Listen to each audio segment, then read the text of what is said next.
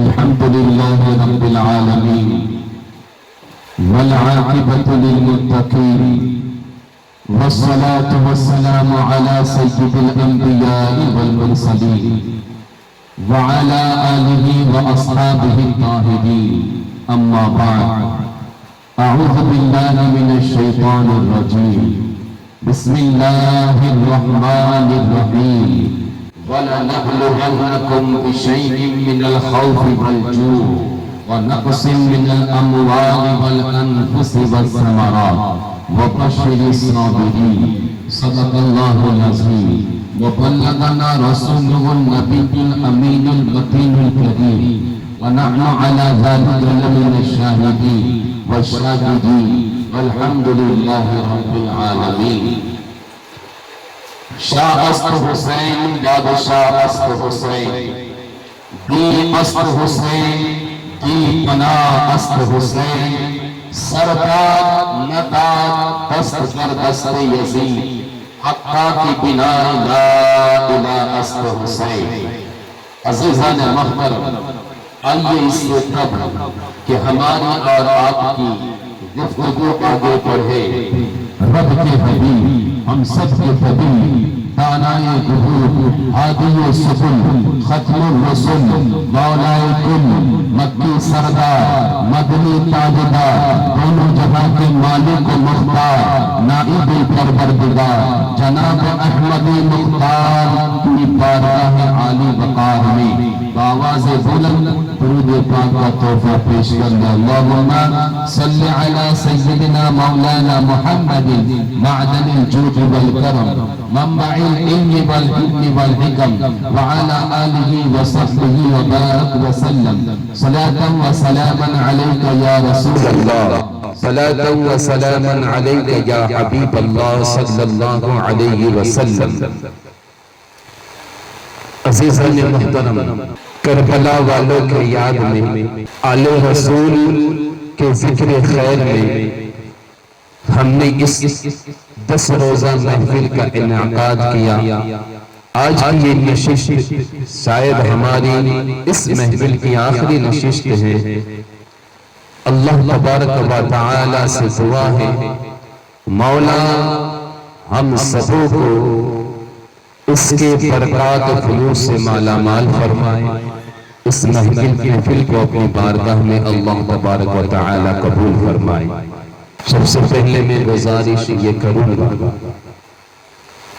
کہ جو نوجوان ہیں، جو ہمارے نانوال بچے ہیں، ان بچوں سے بھی گزارش کروں گا توجہ دھیان اس طرف رکھیں تاکہ جو گفتگو کی جائے، جو بات کہی جائے آپ کے ذہن و فکر میں سمائے، دریچے دل کھلے اور آپ کے دلوں کو چھو جائے. کیونکہ ہم جو یہاں بیٹھے ہیں اپنے ایمان کی تازگی کے لیے بیٹھے ہیں اور اس نیت سے بیٹھے کہ انشاءاللہ ہم اپنی زندگی کے اندر بدلاؤ لائیں گے. ہمارے آنے والی نسلوں کے اندر ہم اسلام کو زندہ رکھیں گے. اس نیت خیر کے ساتھ سبھی حضرات سماعت کریں، کیونکہ میں ان آقاؤں کا ذکر چھیڑنے جا رہا ہوں جن کے صدقے میں، جن کی قربانیوں کی بدولت آج ہم مسلمان ہیں، آج ہم ایمان والے ہیں. جن آقاؤں کی قربانی کی بدولت آج اسلام ہم تک پہنچا ہے، ان آقاؤں کا تذکرہ میں کرنے جا رہا ہوں جن کے نالین کے صدقے میں آج ہماری زندگیاں خوشحال ہیں. اب آئیے اپنی گفتگو کی جانب بڑھوں. ایک بار بلند آواز سے درود پاک سنا دیجئے. اللہم صلی علی سیدنا محمد وعلى آله وصحبه وبارك وسلم صلاة وسلاما عليك يا رسول الله صلی اللہ علیہ وسلم. عزیزان محترم، کربلا کی سرزمین ہے، امام عالی مقام ایک رات کی مہلت لے کے صبح جب نمودار ہوتی ہے، اتمام حجت پورے کرتے ہیں، اس کے بعد عمر بن سعد آگے بڑھتا ہے، تیر کو کمان سے نکالتا ہے، خیمہ حسین کی طرف امام عالی مقام کی طرف چلا کر لوگوں سے کہتا ہے کہ اے لوگوں، گواہ رہو کہ سب سے پہلے میں نے حسین کی طرف تیر چلایا۔ اس کے بعد جنگ کا نغارہ بج جاتا ہے، دونوں طرف سے تیروں کی برسات شروع ہو جاتی ہے۔ پھر اس کے بعد جنگ کی جو شروعات ہوتی ہے تو ایک ایک کر کے میدان میں جاباز آتے ہیں۔ امام عالی مقام کی طرف سے ایک جاباز میدان کارزار میں اترتا ہے، یزید لشکر کی طرف سے ایک آتا ہے، لیکن جو کوفے کی طرف سے کوفیوں کی طرف سے آتا ہے وہ آپس نہیں جاتا ہے۔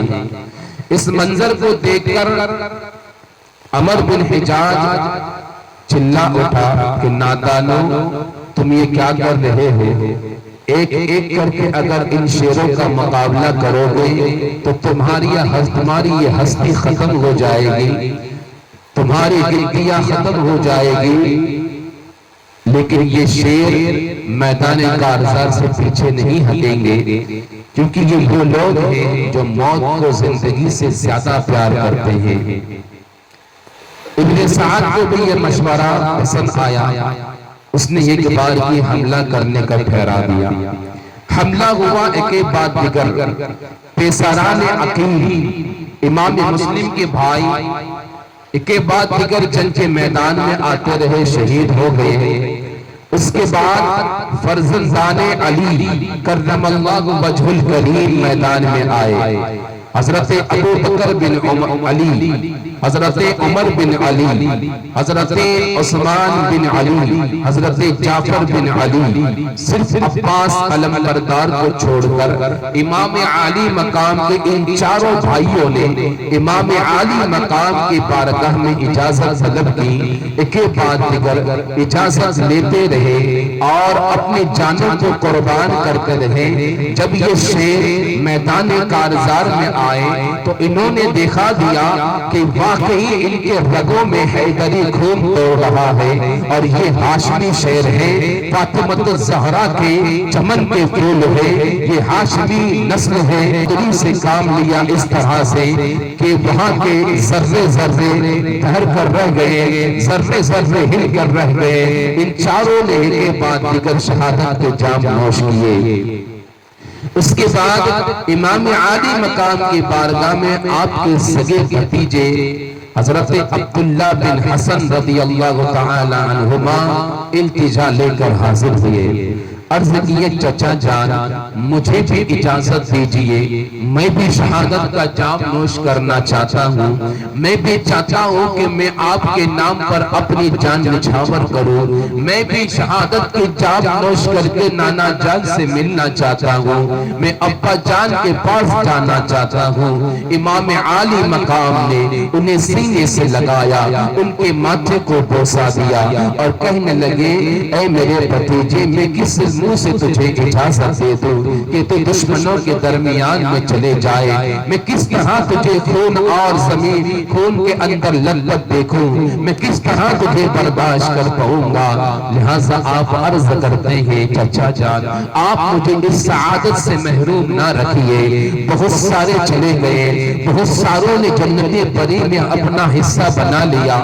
جنت کے حقدار ہو گئے، میں بھی چاہتا ہوں کہ آپ کے قدموں میں اپنی جان نچھاور کر کے اسلام کے خاطر شہید ہو کر جنت البری کا حقدار ہو جاؤں۔ آخر کر امام عالی مقام نے اجازت مرحمت فرما دی، اجازت لے کر آپ شہ سواری کیے، جنگ کے میدان میں آئے اور جنگ کیے، اور اس طرح کیے کہ اللہ اللہ جس طرف بھی آپ پلٹتے صفوں میں ماتم برپا ہو جاتا، جس طرف بھی آپ لوٹتے جس طرف بھی وار کرتے صفوں میں کھلبلی مچ جاتی، دشمنوں کے کئی کو ڈھیر کرنے کے بعد آخر زخموں سے چور چور ہو کر آپ بھی شہادت کے جام نوش کر لیے۔ امام عالی مقام کے قدموں میں اسلام کی بقا کے لیے آپ نے بھی شہادت کے جام نوش کر لیے۔ اب امام عالی مقام کی بارگاہ میں آپ کے دوسرے بھتیجے حضرت امام قاسم سرپرستہ ادب سے کھڑے ہیں۔ چچا جان مجھے بھی اجازت دے دیجئے، میں بھی ان سے لڑنا چاہتا ہوں، میں بھی ان دشمنوں سے لڑنا چاہتا ہوں، میں بھی جام شہادت نوش کرنا چاہتا ہوں۔ امام قاسم اللہ اللہ 19 سال کی عمر ہے، اللہ اللہ، اور یہ وہ نوجوان ہیں کہ امام حسن کے بیٹے ہیں اور امام عالی مقام کے لخر اختر حضرت سکینہ کا مستقبل ان سے وابستہ ہے۔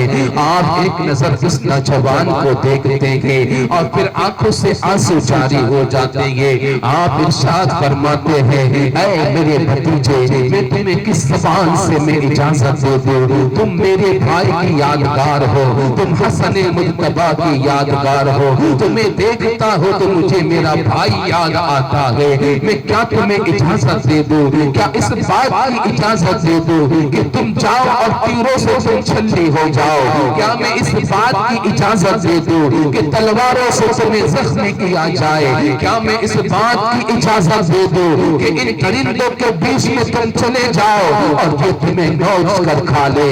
امام قاسم کہتے ہیں، اے چچا جان، آپ مجھے شرمندہ نہ کیجئے، میں جب محشر کے دن نانا جان کے سامنے جاؤں گا، جد امجد کے سامنے جاؤں گا، میں جب محشر میں بابا جان کے سامنے جاؤں گا تو میں کیسے ان کو منہ دکھاؤں گا؟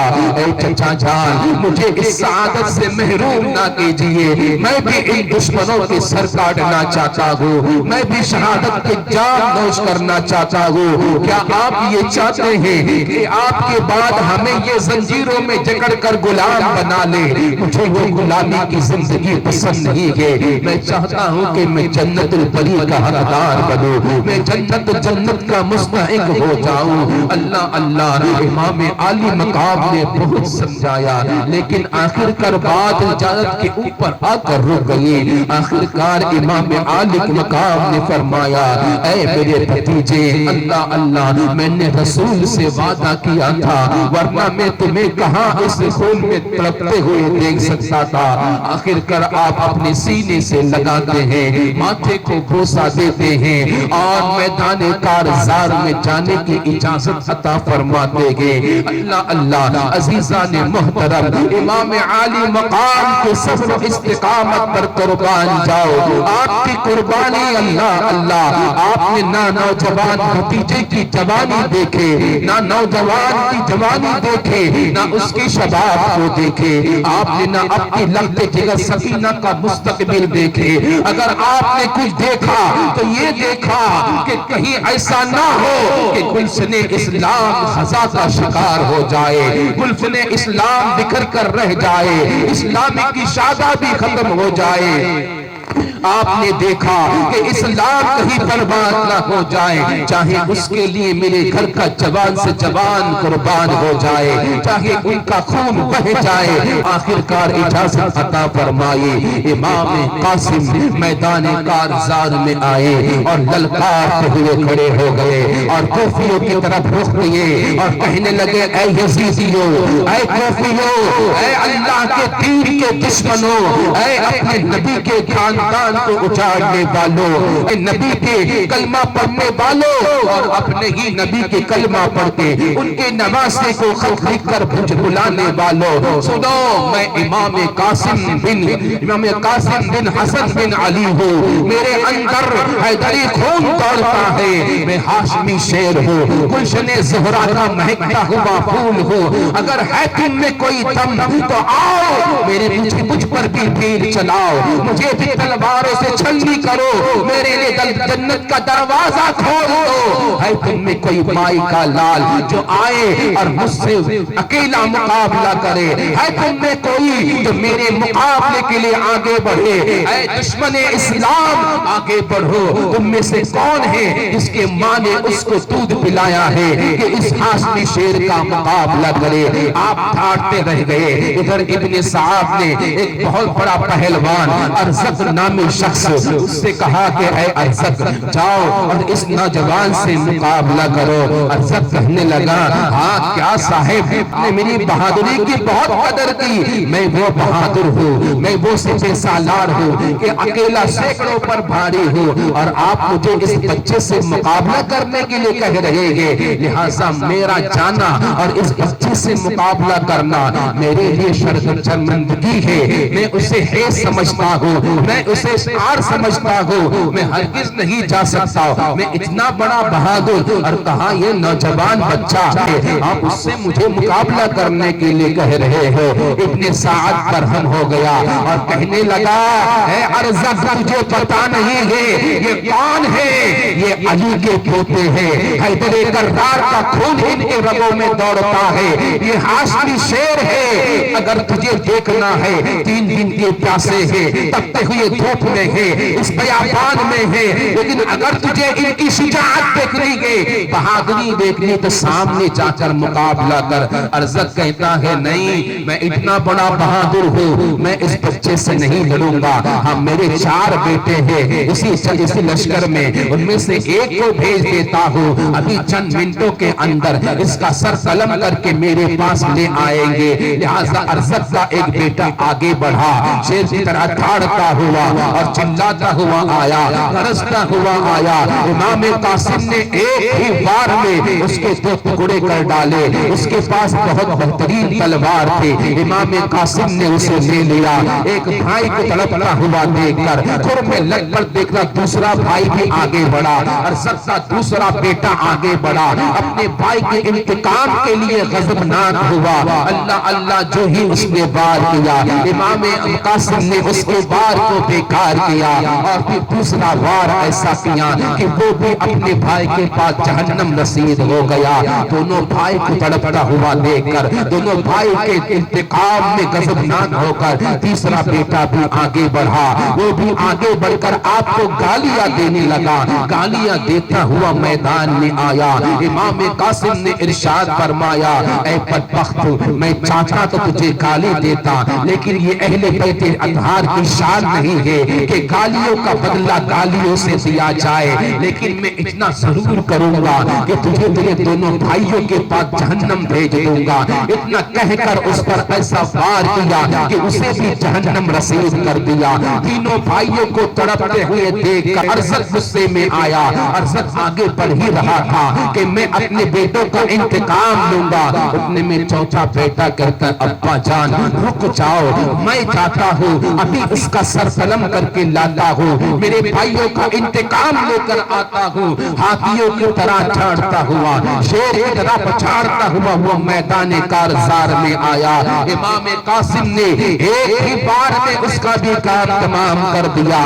چاروں بیٹوں کو خون کی لگت دے کر ارزق کا گھمنڈ ٹوٹ گیا۔ ارزق کی غیرت جو بچے سے مقابلہ کرنے کے لیے روک رہی تھی وہ غیرت بھی ختم ہو گئی۔ اس کو اب اتنا غصہ آیا، عزت بڑھا آگے میدان کارزار میں، یہ سوچ کر آیا کہ ایک چند لمحے کے اندر اپنے بیٹوں کا انتقام لے لوں گا، میں اتنا بڑا بہادر ہوں، میں اتنا طاقتور ہوں، چند سیکنڈ کے اندر اس کا سر تن سے جدا کر دوں گا۔ لیکن اسے پتہ نہیں تھا کہ اس کا سامنا ہاشمی شیر سے ہو رہا تھا، ان سے ہو رہا تھا جن کی پرورش نانا جان سرور کونین کے رحمت کی چھاؤں میں ہوئی تھی، حیدری خون تھے۔ اللہ اللہ آگے بڑھا، بڑھ کہنے لگا، برا بھلا کہہ کر امام قاسم سے مخاطب ہوا۔ امام قاسم نے کہا کہ تیرا سارا گھمنڈ چکنا چور کر دوں گا۔ ارزت کہنے لگا ابھی بھی تیرا سر پر سے جدا کر دوں گا۔ اور ارزت نے دیکھا کہ اپنے بیٹے کی تلوار امام قاسم کے ہاتھ میں گئے، اور وہ کہتا ہے کہ میں نے اس تلوار کو 1000 درہم میں خریدا تھا، اور 1000 درہم خرچ کر کے میں نے زہر میں بھجویا تھا۔ تیرے ہاتھ میں تلوار رہنے نہیں دوں گا، میں اسی کے ساتھ تجھے قتل کر دوں گا۔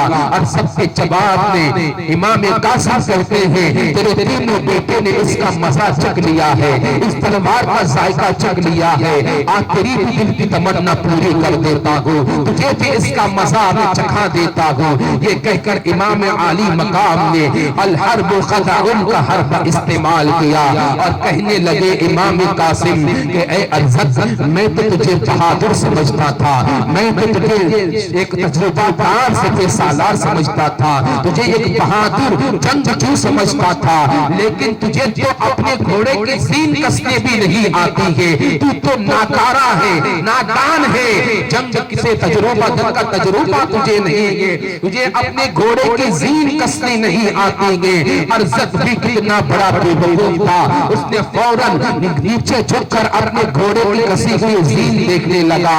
امام قاسم نے ایک ہی بار میں ارزت کے دو ٹکڑے کر ڈالے، اور اس کے گھوڑے پر سوار ہو کر ایک لگا کر امام عالی مقام کی بارگاہ میں حاضر ہوئے، اور پکارنے لگے یا اما العطش العطش، اے چچا جان پیاس کی شدت سے نڈھال ہو، اے چچا جان پیاس سے حلق سوکھ رہا ہے، ایک گھوٹ پانی پلا دیجئے، ایک پیالہ پانی مجھے پلا دیجئے، قسم رب ذوالجلال کی ان دشمنوں سے کوئی بھی ایک بچ کر نہیں جائے گا، یہ قاسم کا وعدہ ہے، اے چچا جان ایک گھوٹ پانی پلا دیجئے، ایک پیالہ پانی پلا دیجئے۔ امام عالی مقام ارشاد فرماتے ہیں اے قاسم تمہیں ابھی اس دنیا کے پانی، دنیا کا پانی تمہارے نصیب نہیں ہے، ان قریب تم ساقی کوثر احمد مجتبی نانا جان کے ہاتھوں سے جام کوثر پیو گے، اور جب ایک بار پی لو گے اے قاسم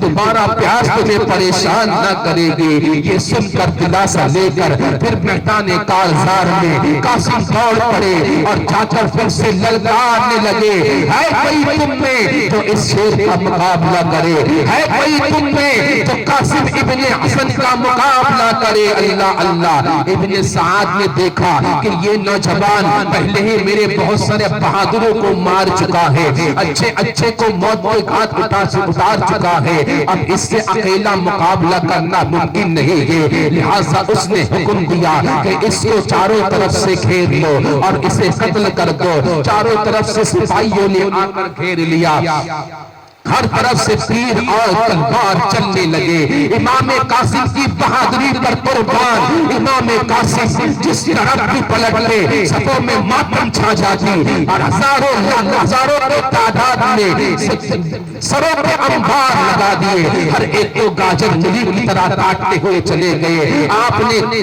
اپنے مشرق کی جانب رک گیا، وہاں پر سمندر سروں کا سمندر لگ گیا، آپ نے مغرب کی جانب رک گیا، وہاں پر دشمن بھاگنے لگے، آخر کر زخموں سے چور ہو کر پیاس کی شدت سے اور تپتے ہوئے ریگستان میں، تپتے ہوئے صحرا میں کب تک ہمت جواب دیتا، پانی سے پانی کے گرنے سے پیاسے ہیں، 3 دن کے بھوکے ہیں۔ اللہ اللہ، دشمنوں نے چاروں طرف سے تیر برسانا شروع کیے، چاروں طرف سے نیزے مارنا شروع کیے، چاروں طرف سے تلواروں کے وار شروع ہوئے، آخر کر امام قاسم زخموں سے چور ہو کر گھوڑے سے نیچے گر پڑے اور پکار پڑے یا اللہ ادرکنی، اے میرے چچا جان مجھے سنبھالو۔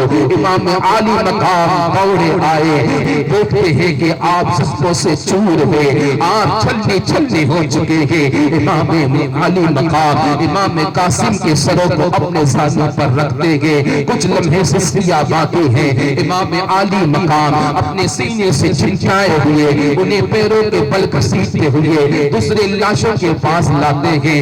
امام قاسم امام عالی مقام کے قدموں میں سر رکھ کر اس دنیا کو خیر بار کہہ کر امام اسلام کے خاطر امام عالی مقام کے قدموں میں اس جان کو قربان کر کے جام شہادت نوش کر جاتے ہیں۔ انا للہ و انا الیہ راجعون۔ اللہ اللہ۔ حضرت امام قاسم کے شہادت کے بعد اب امام عالی مقام کے بارگاہ میں زہرا کے کلی، زہرا کے دو مہکتے ہوئے پھول اور محمد حاضر ہوتے ہیں۔ زینب کے لختے جگر ہیں، اللہ اللہ، ابھی جوانی کے دہلیز پہ قدم بھی نہیں رکھے ہیں، بچے ہیں، دونوں آ کر کھڑے ہو گئے۔ مامو جان ہمیں بھی اپنے قدموں میں قربان ہونے کی اجازت دے دیجئے۔ آپ کہتے ہیں، آپ ارشاد فرماتے ہیں، اے میرے بھانجو میں تمہیں کیسے اجازت دے دوں، میری بہن زینب تمہارے بغیر کیسے رہے گی؟ اللہ اللہ۔ زینب کہتے ہیں، بھائی جان سبوں نے اپنے اپنے نذرانے عقیدت پیش کیے، اس بہن کے پاس دینے کے لیے اس کے علاوہ کچھ نہیں ہے۔ اے میرے بھائی جان اس بہن کی طرف سے کیا یہ تحفہ قبول نہیں کرو گے؟ انہیں بھی اجازت دے دو۔ اللہ اللہ۔ بہن جانتی تھی، حضرت زینب جانتی تھی کہ میرے یہ پھول جب ان درندوں کے بیچ جائیں گے انہیں نوچ کھائیں گے، لیکن اللہ کے راضی پر رضا تھے اور صبر و استقامت پر قائم تھے، لہٰذا آپ اپنے بھائی سے کہتے گے، بھائی جان اس تحفہ کو قبول کر لیجئے، یہ بھی جانے کی اجازت دے دیجئے۔ امام عالی مقام دونوں کو سینے سے لگا کر کافی دیر تک روتے ہیں اور پھر اپنے بہتے ہوئے آنسوؤں کے ساتھ میں انہیں روانہ کر دیتے ہیں۔ کچھ گھنٹے وہ کارزار میں لڑتے ہیں اور آخرکار چاروں طرف سے گھیرنے کے بعد آخرکار جو ہے دشمنوں کے وار سے زخموں سے چور ہو کر شہید ہو جاتے ہیں۔ امام عالی مقام لوگ بھانجوں کو اٹھا کر لاتے ہیں، لانے کے بعد زینب سے کہتے ہیں، اے میری بہن لو تمہارا بھی نذرانہ تحفہ قبول ہو گیا، اللہ نے تمہاری بھی قربانی قبول کر لی۔ دونوں شہزادے کو، دونوں کے لاشوں کو، ٹکڑے ٹکڑے لاشوں کو، چترے بترے لاشوں کو دیکھتی ہے زینب تو آپ کی لاشوں پر گر پڑتے ہیں اور رو پڑتے ہیں کہ کاش میں ان کی جگہ پر ہوتی اور میں انتقال کر جاتی، ہائے ہائے، لیکن آپ تو اللہ کی رضا پر راضی تھے۔ اس کے بعد امام عالی مقام کی بارگاہ میں سارے بھتیجے شہید ہونے کے بعد، بھانجے شہید ہونے کے بعد، سارے بھائی شہید ہونے کے بعد، پیسران عقیل شہید ہونے کے بعد، علی کرم اللہ وجہ الکریم کی اولاد شہید ہونے کے بعد وہ مقام آ گیا کہ آپ کی بارگاہ میں وہ کھڑا ہے جن کو دیکھ کر آپ پر کوہ علم ٹوٹ پڑا، آپ کے سامنے وہ کھڑا ہے جن کو دیکھ کر کوہ علم ٹوٹ پڑا۔ حضرت علی اکبر کھڑے ہیں، خود آپ کے بیٹے کھڑے ہیں، ابا حضور سے اجازت طلب کرتے ہیں، ابا جان مجھے بھی جنگ میں جانے کی اجازت دے دیجئے۔ اللہ اکبر، 18-17 سال کا نوجوان ہے، علی اکبر ہے، اللہ اللہ، ابھی شباب پر ہے، قربان جاؤ امام کی صبر و استقامت پر، لہٰذا ابا حضور سے اجازت طلب کرتے ہیں۔ امام عالی مقام اس کی طرف دیکھتے ہیں اور رونے لگتے ہیں اور کہتے ہیں، بیٹا میں کس طرح تمہیں اجازت دے دوں، تم ٹھہر جاؤ، میں جانتا ہوں یہ لوگ میرے خون کے پیاسے ہیں، میری جان لے لیں گے تو یہ لوگ سب تمہیں چھوڑ دیں گے، لہٰذا مجھے جانے دو، میرے بیٹے تم ٹھہر جاؤ، تم نہ جاؤ۔ امام عالی مقام کی بارگاہ میں علی اکبر عرض کرتے ہیں، ابا حضور آپ کے جانے کے بعد ہمیں کیا اس بیابان میں آپ چھوڑ کر جائیں گے؟ یہ لوگ ہمیں زنجیروں میں جکڑ کر غلام بنا لیں گے، ہمیں غلامی کی زندگی پسند نہیں ہے، ہم چاہتے ہیں کہ ہم اسلام کے لیے قربان ہو کر جنت کے حقدار ہو جائیں۔ اللہ اللہ، سوچو تو صحیح کہ نوجوان بیٹا اگر کسی باپ سے دشمنوں کے لشکر جرار کے بیچ میں جانے کی اجازت طلب کرے، گردن کٹانے کی اجازت طلب کرے، اپنے آپ کو خون بہانے کی اجازت طلب کرے، تو اس اس باپ پر کیا بیتی ہوگی، اس باپ نے کس طرح سے اپنے دل پر پتھر رکھ کر انہیں اجازت دیے ہوں گے۔ اللہ اللہ، بہت اصرار کرنے کے بعد امام عالی مقام نے اپنے لخت جگر کو سینے سے لگایا، علی اکبر کو سینے سے لگایا اور میدان کارزار میں جانے کی اجازت دے دی۔ اللہ اللہ، اندر سے امی باہر آئی، امی نے دونوں ہاتھوں سے شہزادے کے چہرے کو مس کیا، پیشانی کو چوما، امی نے بھی اپنی طرف سے اجازت عطا کر دی۔ اللہ اللہ، علی اکبر نے ایک بار خیمے میں تمام خواتین کی طرف نظر کیے اور سب کو سلام کہتے ہوئے، خدا حافظ و محافظ کہتے ہوئے میدان کارزار میں اتر گئے۔ اللہ اللہ، آپ کا میدان کارزار میں آنا تھا۔ اے میرے نوجوانوں دیکھو، 17 سال کا نوجوان ہے لیکن کیا طاقت ہے، کیا بہادری ہے۔ یاد رکھنا، ان کے پاس جو طاقت تھی وہ ایمان کی طاقت تھی، ان کے پاس جو بہادری تھی وہ توکلت علی اللہ کی بہادری تھی، ان کے پاس ایمانی طاقت تھی۔ 17 سال کا نوجوان ہے۔ اللہ اللہ، جب میدان کارزار میں آیا، آنے کے بعد جب سب کو للکارنے لگا، اے کوئی تم میں سے جو آئے اور اس شیر ہاشمی کا مقابلہ کرے، اے لوگوں آؤ میرے سامنے، مجھ سے مقابلہ کرو، تم میں سے کون ہے جو تنہا تنہا مجھ سے مقابلہ کرے۔ علی اکبر کے تھاننے کے بعد، للکارنے کے باوجود کسی کی ہمت نہیں ہوئی کہ کوئی آگے آتا اور اکیلا مقابلہ کرتا۔ جب دیکھے کہ کوئی نہیں بڑھ رہا ہے تو علی اکبر نے خود ہو کر اور بجلی کی طرح ان کے اوپر ٹوٹ پڑے۔ جب ٹوٹ پڑے تو ان کا وار گویا کہ قہر الہی بن کر ان پر برسنے لگا، عذاب الہی بن کر ان پر برسنے لگا۔ آپ صفوں کے صفوں میں گھس جاتے، جس طرف کہ آپ مڑتے تو یہ یزیدی لشکر ڈر کے مارے بزدلی کے ساتھ میں بھاگنے لگے، کتنوں کے ہاتھ سے تلواریں گرنے لگے، کتنوں کے سر قلم ہوئے، ایک وار میں کئیوں کے سر آپھر سے الگ کر دیتے۔ ہاشمی شیر کی اس للکار کو دیکھ کر، اس بہادری کو دیکھ کر اچھے دلیر کانپ گئے۔ کربلا کی سرزمین تھرا کر رہ گئی، لرز کر رہ گئی۔ جس سمت بھی جاتے، اگر لشکر کے میمنہ میں جاتے تو وہاں بکھیر کے رکھ دیتے، لشکر کے میسرہ میں جاتے وہاں بکھیر کے رکھ دیتے۔ اس قدر انہوں نے بہادری کی کہ کسی کے اندر ہمت نہیں ہوئی کوئی ایسا تو ہو جو ان کا مقابلہ کرتا۔